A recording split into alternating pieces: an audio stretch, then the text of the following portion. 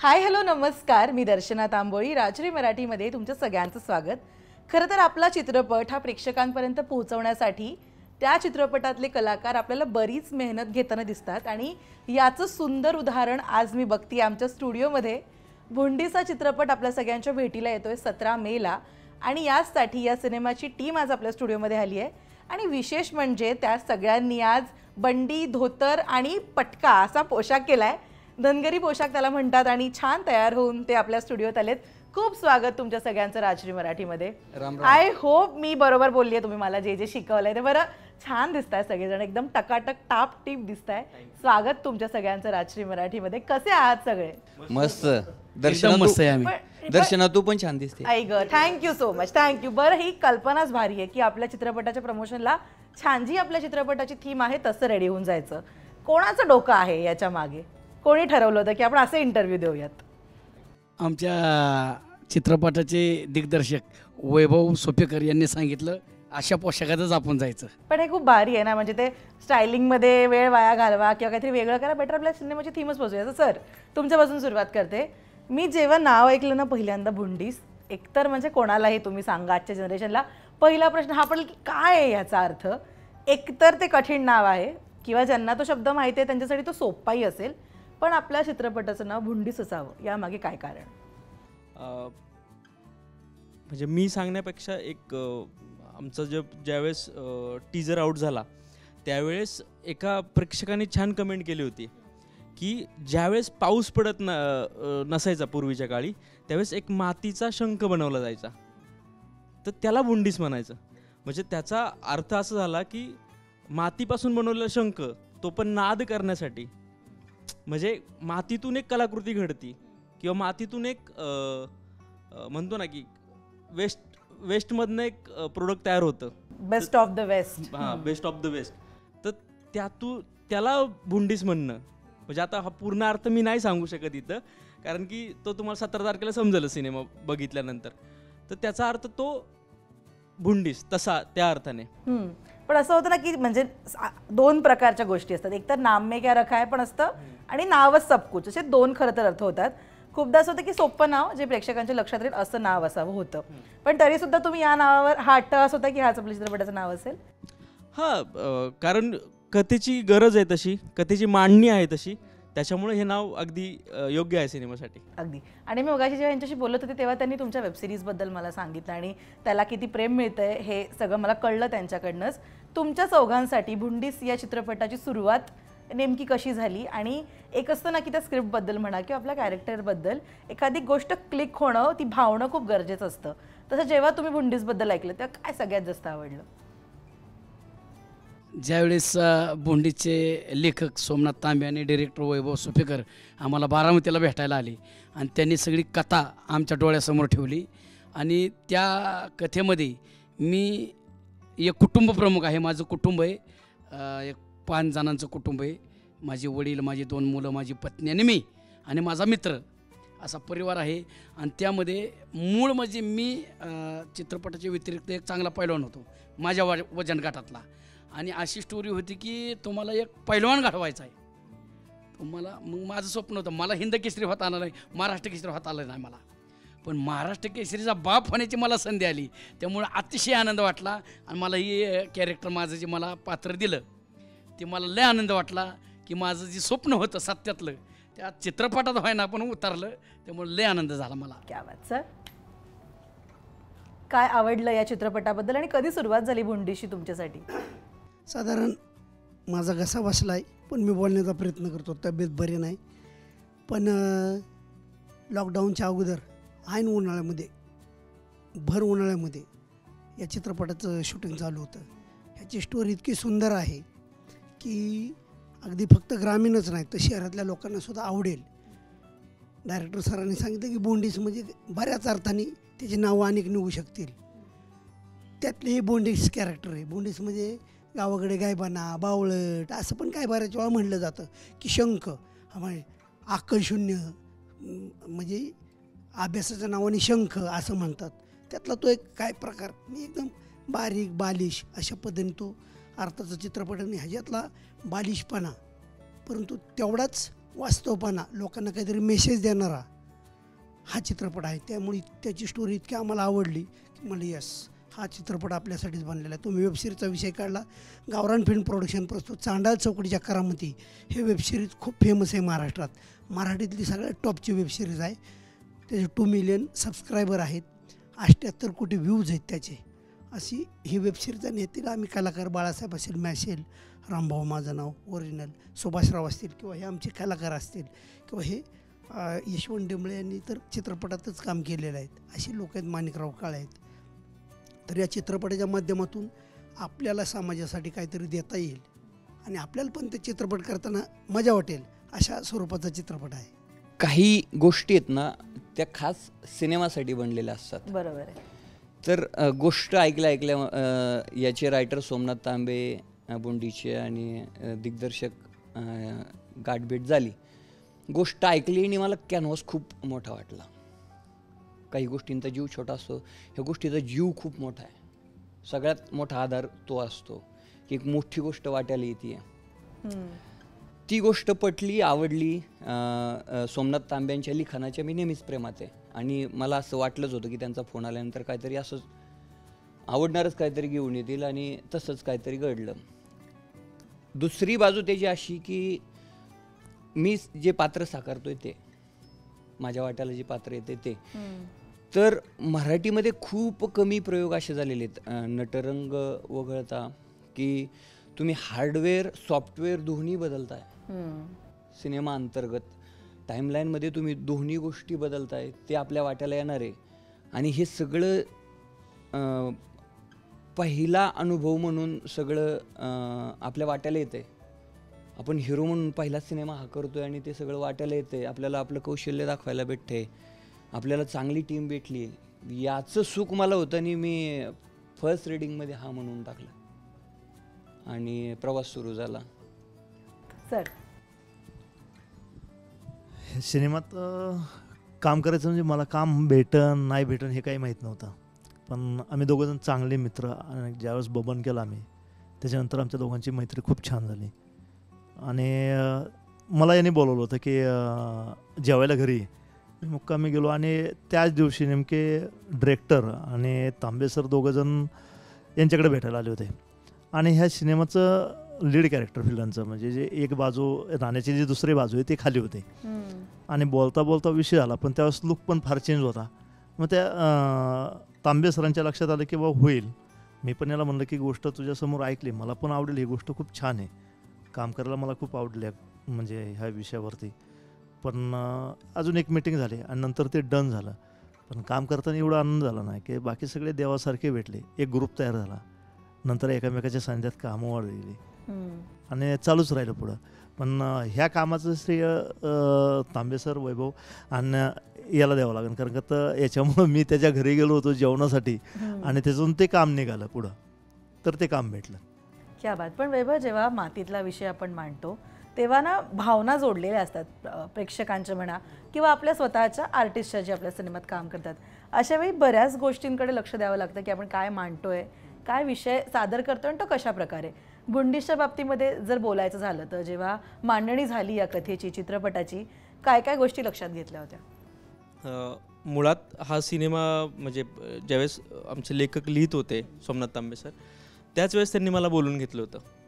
मग त्यावेळेसच माझं म्हणजे जे सिनेमाला जे प्री प्रोडक्शन लागतं तर त्यावेळेस मी त्या ठिकाणीच त्यांच्यासोबत बसूनच ते एकदम पक्क करून घेतलं होतं की सिनेमाच्या जी आपण बाजू मांडतोय त्याची पूर्ण त्या लोकांची एक वागण्याची पद्धत, बोलण्याची पद्धत किंवा त्यांची संस्कृती, ह्या सगळ्या गोष्टीचा अभ्यास मला तेव्हापासूनच चालू झाला होता.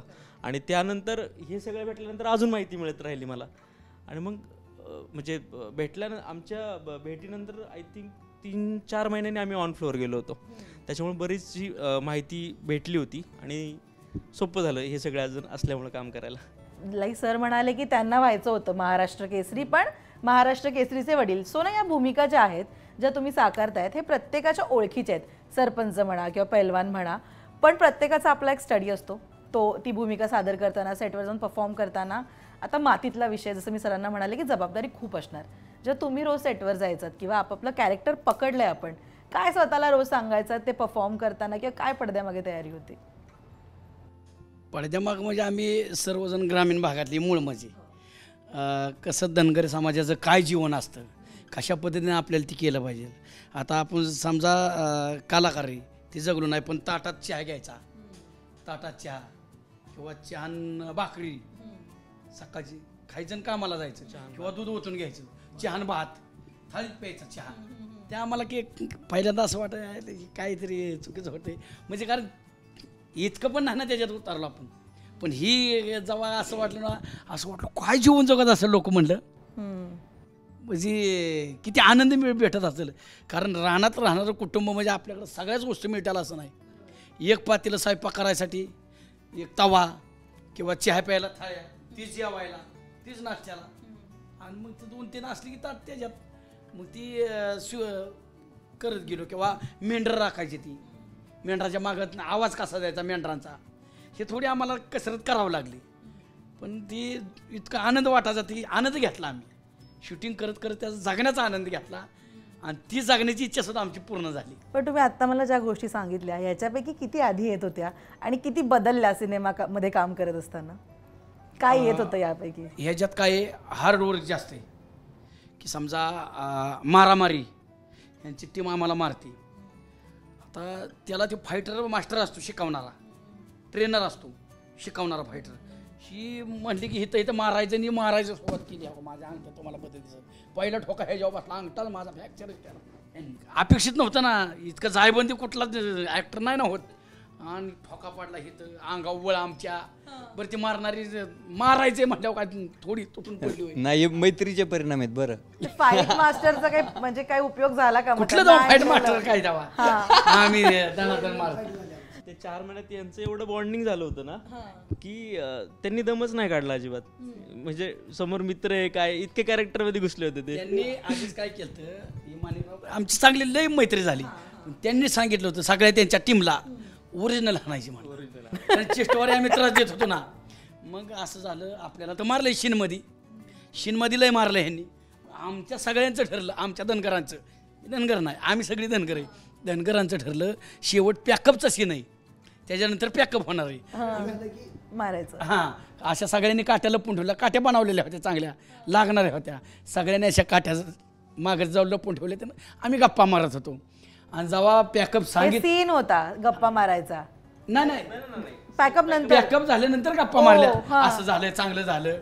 आणि ती शीनमध्ये जी मारलं होतं ती राग डोक्यात होता. आम्ही जी सगळी 7-8 जण मारत होतो एकट्यालाच. बाप रे.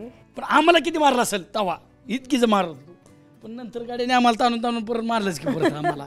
आम्ही पुढे पडत होतो, एकट्याला गाठून. ही आहे ना दोस्तीतली कुस्ती झाली. बरं, खूपच पण रिअलिस्टिक झाली. डिरेक्टरचं काय झालं असेल या सगळ्यांना सावरायला? अच्छा, निर्माताही सोडला नाही आम्ही. म्हणजे काय झालं, एक आमचं इतकी मैत्री घट्ट झाली होती. डिरेक्टर म्हणून डिरेक्टरने कामच केलं नाही, एक मित्र म्हणून. आणि मित्र झाल्यामुळं ॲक्ट आमचा चांगला बाहेर पडला. कुठला दबाव नसला, एका सुद्धा कॅरेक्टरवर दबाव नव्हता. त्यामुळे इतक्या हसत खेळत चित्रपट झाला आणि सर्वच प्रकारे आम्हाला आनंद घेता आला. आणि प्रेक्षक सुद्धा याचा लय आनंद घेणार आहेत. मी तर आवर्जून बघायला जाणार ती मारामारी बघायला. सर सांगा, काय पडद्यामागे तयारी होती कॅरेक्टर विषयी? पडद्यामागं आता सांगितलं की खूप खरं जीवन जगता आलं. जसं की पाठीमागे शेळ्यांच्या पळायचं, त्यांचे आवाज काढायचे, जेवणाचा तो प्रसंग, भरवूनात जेवणे. मग असं वाटलं की वास्तव जीवन किती लोक जगत असतात. आणि ते वास्तव जीवन आपल्याला खरंच इतरांना आपल्याला या पिक्चरच्या माध्यमातून दाखवता येतं आहे, ह्याचा मनस्वी आनंद झाला. मग त्याच्या पाठीमागं लागणारे कष्ट, पूर्वी नाही का, म्हणजे आम्ही पथनाट्याचे जे कलाकार असलो तरी स्टोरीवर प्रत्यक्ष काम करणे ह्याच्यात खूप तफावत वाटायला लागली. पण ते इतकं बॉन्डिंग झालं की ते असं वाटायला लागलं यस हे खरंच जगायचं. जसं की ते त्यातून ते मारामारीचे सीन समोर आले. अशा पद्धतीने मस्तपैकी आम्ही एन्जॉय घेतला चित्रपटात. माझी मैत्रीची भूमिका आहे, हे माझे मित्र आहेत, हिरोचे वडील, म्हणजे आमचं एक कुटुंब असतं. आणि सुंदर असं ती व्यक्तिरेखा साकारता आली. आणि कुटुंब व्यवस्था कशी असावी त्यातून आपल्याला एक सगळ्या दुनियेला चांगलं दर्शन या निमित्ताने बघायला मिळालं. क्या बात. मी मगाशी तुला पाहिलं तर तू जो फेटा बांधलास, फेटाच म्हणतात ना त्याला, पटका, तो एकदम तत्परतेने अगदी 2 मिनिटात बांधलास तू इथेच उभं राहून. सो हे चित्रपटाचा परिणाम आहे का तुला येत होता आधीपासून? नाही, मी खरंच खूप चांगली माणसं कमवली आणि चांगल्या कलाकृतीही कमवल्या यातनं सगळ्या.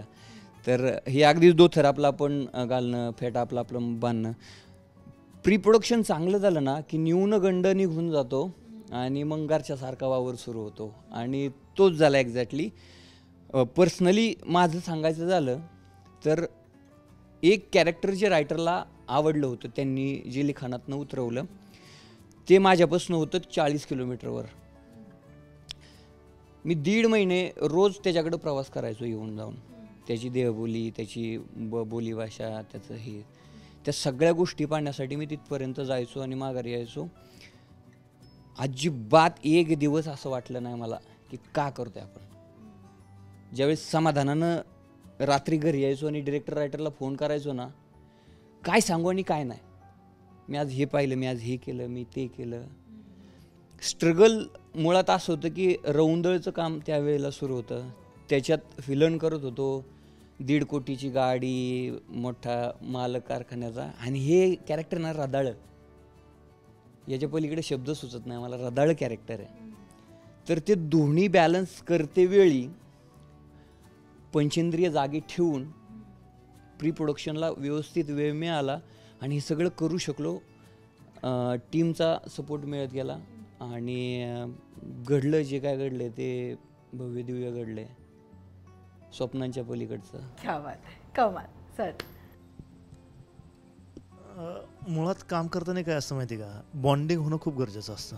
आपण कुठल्या याच्यात जा, कुठल्या क्षेत्रात जा, जेव्हा तुमचं बॉन्डिंग होतं ना की तेव्हा समजा ठीक आहे अपोजिट कामं करतोय, पण आमचं बॉन्डिंग मैत्री इथपर्यंत झाली ना की आम्ही 1, 2, 3, 4 अजून 1-2 जण डिरेक्टर पण आम्ही एका ताटामध्ये रात्रीचं 1:30 पासून ना जेवण समजा 10-11 वाजता आलं की खूप परत म्हणतात त्याला मोठी, त्या ज्या बकऱ्याच्या वाड्या होती ना त्यांची, ती परात घ्यायचो, त्याच्यात भाकरी चुरायच्या, त्याच्यातच भाजी टाकायची आणि गोल राऊंडवर बसायचं एवढे जण आणि त्यातच खायचं. म्हणजे आपण या अपोजिट कामं करतोय की किंवा काय हे काही घेणं नाही, एवढी मैत्री झाली. आणि त्या मैत्री तेवढ्या खोल गेल्यामुळं, तेवढं बॉन्डिंग झाल्यामुळं तो फाईट सीन चांगला आला. आता फाईट सीन चांगला झाला पण प्रॉब्लेम यांचा झाला, कारण डिरेक्टरचं म्हणणं होतं की बाबा कॅमेरा काय खोटं बोलत नाही, तुम्हाला जे मारायचं आहे ते दिसलंच पाहिजे, कोरिओग्राफ्ड पाहिजे. बरोबर ना, कॅमेरा काय खोटं बोलणार नाही, पण ठीक आहे मारू म्हणलं. पण तो सीन फसला, पूर्ण सीन फायनल झाला आणि नंतर कळलं की बाबा यांचा बाप यांच्या पुढं पळतोय. म्हणजे याचा आजा त्या माराच्या भीतीने त्याच्या पुढं पळतोय. आता आजाला 2 फटके टाकले तो तिथंच पडन ना, का तो 4 किलोमीटर पळत जाईल. मग परत सीन झाला आणि परत सीन झालं, यांनी लय मारलं मला, कॅमेरा ऑफ कॅमेराला लय मारलं मला हे सगळ्यांनी. कमाल. पण वैभव, एवढे जेव्हा कॅरेक्टर चित्रपटामध्ये असतात तेव्हा आपण म्हणतो, जसं ते आता सांगतात की आमचं बॉन्डिंग इतकं छान झालं म्हणून सीन झाले, प्रत्येक कॅरेक्टरला त्याच्या व्यक्तिरेखेला न्याय मिळणं हे तितकंच गरजेचं असतं. जेव्हा लेखनाची प्रोसेस झाली, तुमचे वर्कशॉप झाले, एकत्र सगळे होतात, कोणतं असं कॅरेक्टर होतं या चित्रपटातलं की ज्याच्यावर खूप मेहनत घ्यावी लागली ते डेव्हलप करायला, किंवा असं म्हणतं ना की ते छान खुलून निघालं पाहिजे, याच्यासाठी कुठल्या कॅरेक्टरवर जास्त मेहनत झाली? मुळात दोन्ही कॅरेक्टरवरती, म्हणजे सुभान आणि बाळा, ह्या दोन्ही कॅरेक्टरवरती खूप म्हणजे आम्ही फक्त ब्रीफ केलं, पण त्या दोघांनी त्यांचं म्हणजे त्यांनी त्यांचं स्वतः स्टडी, म्हणजे त्यांनी जसं सांगितलं ना मगाशी की 1.5 महिना ते जाऊन येऊन करत होते त्या एका धनगराच्या वाड्यावरती, तर राहत होते 1.5 महिने. बरं एवढंच नाही, त्यांचा मध्ये ॲक्सिडेंटसुद्धा झाला होता, त्यांना चालता येत नव्हतं, पायाला लागलं होतं, तरीसुद्धा ते जात होते 40 किलोमीटर रोज. म्हणजे ही म्हणजे मी कायमच सांगतो, सगळ्यांना सांगतो की सिनेमाचा जरी डिरेक्टर जरी असलो ना मी, तरी मी ह्या इथं फक्त माझा खारीचा वाटा आहे, सगळे श्रेय ह्यांचं आहे आणि आमच्या टीमचं आहे. त्याच्यामुळं सरांनी खूप मेहनत घेतली. आणि कॅरेक्टर ज्यावेळेस तुम्ही बाळा बघताल आणि सुभान बघताल ना, त्यावेळेस हा सिनेमा फक्त बाप आणि लेकाचा नाही आहे, तर एक पूर्ण फॅमिलीचा आहे. त्यामुळे ह्या पूर्ण फॅमिलीने असेल किंवा विलन म्हणून काळेसाहेब असतील किंवा सपोर्टिव्ह कॅरेक्टर असेल, या सगळ्यांनीच खूप मेहनत घेतलेली सिनेमासाठी. पण अनेक चांगले वाईट सीन या निमित्ताने आपल्या वाटायला येतात. आता एक धनगर कुटुंब म्हणा किंवा ती कुस्तीची स्पर्धा, अशा बऱ्याच गोष्टी आहेत या चित्रपटामध्ये. पण एखादा असा सीन असतो जो परफॉर्म करताना कलाकार म्हणून आपला कस लागतो, मे बी तो खूप इमोशनल असतो किंवा तो खूप कॅज्युअल सीन असतो, पण मेहनत लागते कलाकार म्हणून तो परफॉर्म करताना. तुमच्या चौघांना हा प्रश्न आहे, असा कोणता सीन होता ज्याला एक ॲक्टर म्हणून तुमचा कस लागला परफॉर्म करताना? मला असं वाटतं आपण उलटं येऊयात का जरा सरांपासून. माझा असा एक सीन होता ना, आमचा फाईट सीन होता. कोविड झाला होता. नाही कोविडचं जाऊ दे, पण फाईट सीन होता. संध्याकाळी 12 वाजता आमचं उरकलं आणि आम्ही रूमवर आंघोळ वगैरे केली आणि मला नंतर फोन आला की आमच्या आत्याचा मुलगा एक्सपायर झाला आहे, ससूनला आहे, कुठल्या हॉस्पिटलला घ्यायना त्याला.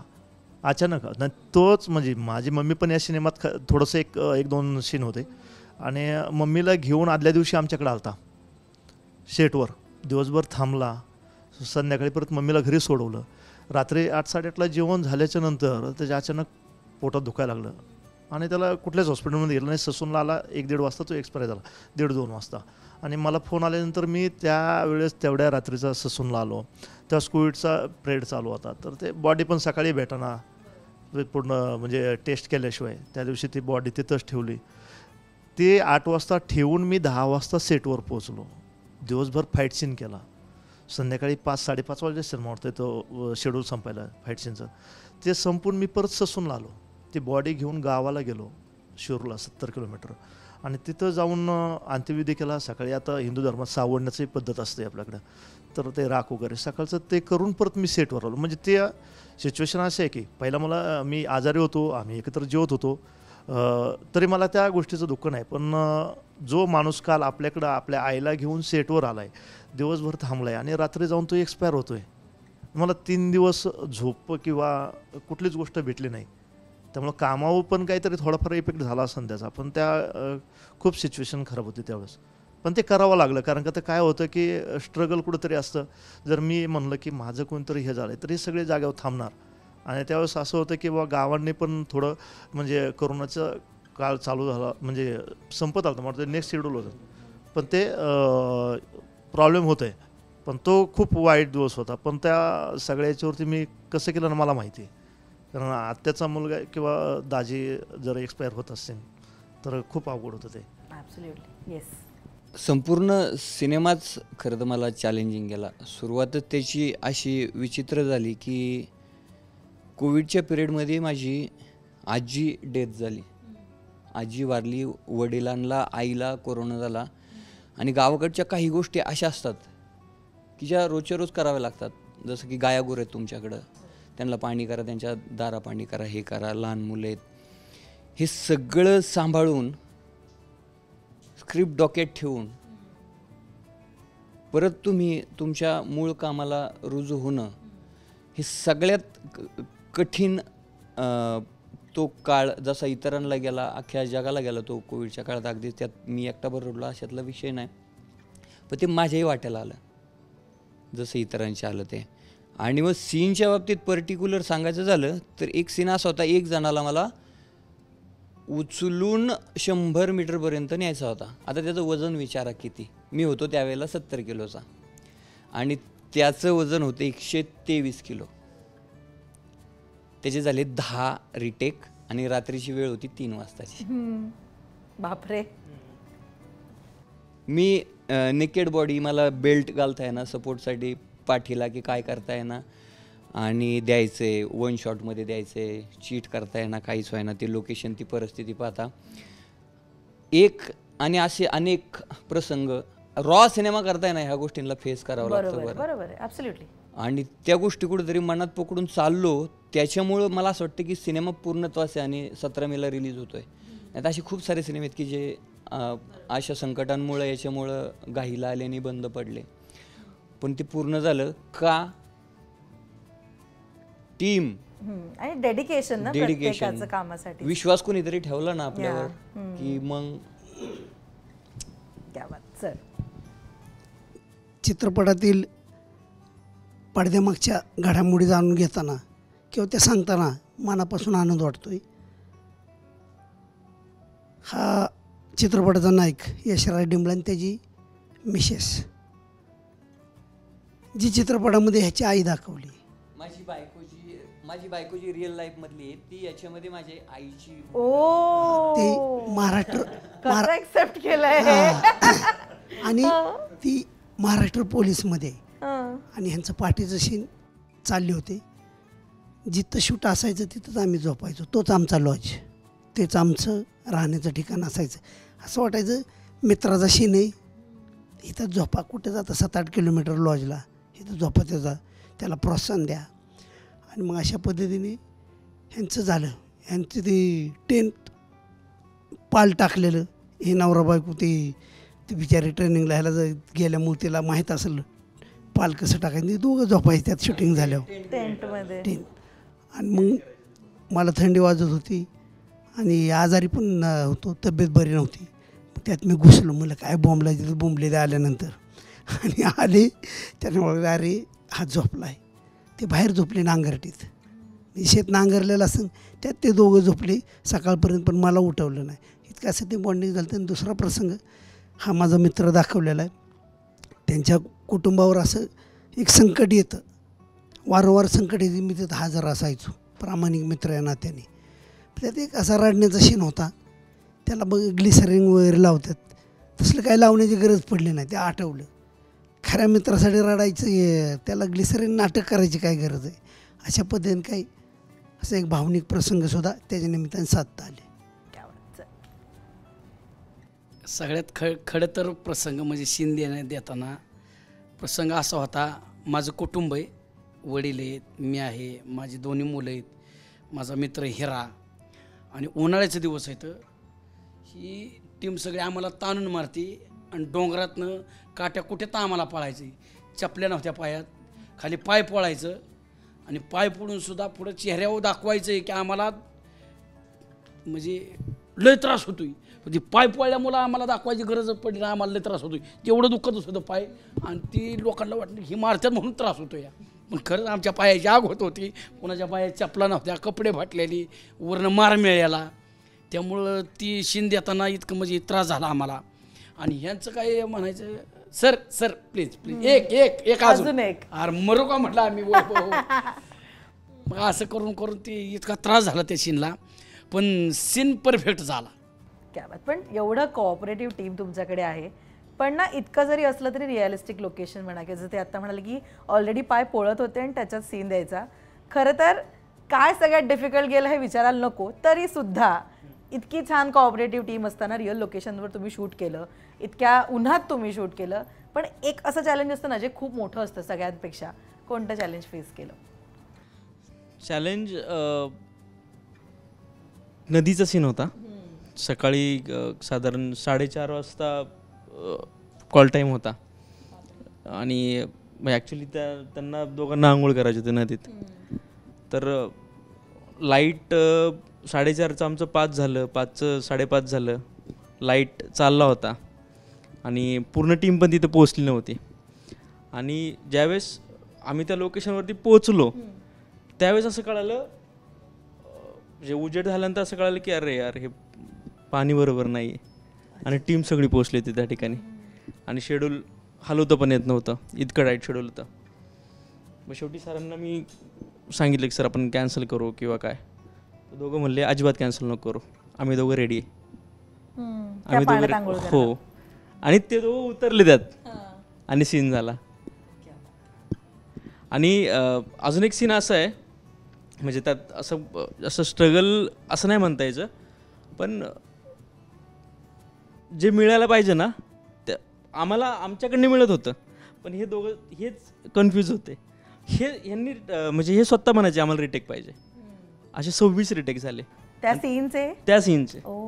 त्यावेळेस तो सीन आमच्याकडनं तो ओकेच होता, तरी त्यांनी ओके दिला. आणि आम्हाला नदी पोहत पार करायची होती बरं त्या पाण्यातनं. पण त्या नदी पार व्हायची व्यवस्थित, पण त्या वाटायचं की ड्रामा लेवलला थोडंसं आपण कमी पडतोय का नदीतून वरती निघाल्यानंतर. दोघंही नाही चला परत आम्हाला असं वाटायचं आम्ही ह्याच्यापेक्षा चांगलं देऊ शकू, आपणच कमी पडतोय काय, परत जाऊन मग अशी 26 वेळा नदी पार करून 26 वेळा नदी पार गेली. तुम्ही पट्टीचे पोहणारे आहात का एकदम? हो कमाल.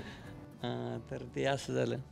पण भुंडीस या चित्रपटाचं जर आज मी तुमच्या सगळ्यांना विचारलं की भुंडीस इज इक्वल टू तुमच्यासाठी काय, एका शब्दात वर्णन करा, तर ते कसं असेल? कोण सांगेल मला पहिले?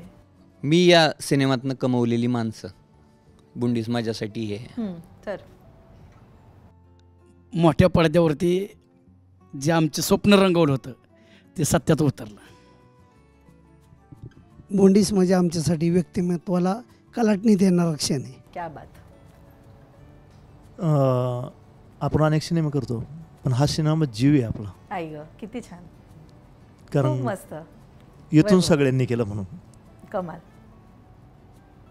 एक नातं म्हणता येईल. एका शब्दात नाही सांगता यायचं, पण भुंडीस म्हणजे बाप आणि मुलाचं, म्हणजे बाप लेकाचं नातं, नवरा बायकोचं नातं, नातू आणि आजोबाचं नातं, मित्रांचं नातं, असे खूप नाते. म्हणजे सिनेमा ज्यावेळेस तुम्ही बघायला जातील सगळे प्रेक्षक, त्यावेळेस जे कोणाला घेऊन जातील, म्हणजे त्यांच्यासोबत त्यांचा मित्र असेल, मैत्रीण असेल, वडील असतील, भाऊ असेल, सगळ्यांना रिलेट होईल सिनेमा अशा पद्धतीचं. आणि तयार झाली आहे तुमची सगळ्यांची मेहनत. 17 मेला येते प्रेक्षकांच्या भेटीला. खरं तर दर आठवड्याला फार छान छान सिनेमे आता रिलीज होत आहेत आणि आपले मराठी प्रेक्षक त्याला सुंदर प्रतिसादसुद्धा देत आहेत. काय आपल्या लाडक्या प्रेक्षकांना सगळेजण अपील कराल 17 मेला थिएटरपर्यंत यायचं? मी माझ्या रसिक मायबाप प्रेक्षकांना एकच विनंती करीन की आत्तापर्यंत एवढं कष्ट करून आम्ही हा चित्रपट बनवलेला आहे, सिनेमा बनवलेला आहे. तुम्ही जर चित्रपटगृहामध्ये जाऊन, थिएटरमध्ये जाऊन जर चित्रपट बघितला तर तुमच्या डोळ्याचं पारणं फेडणारा चित्रपट आहे.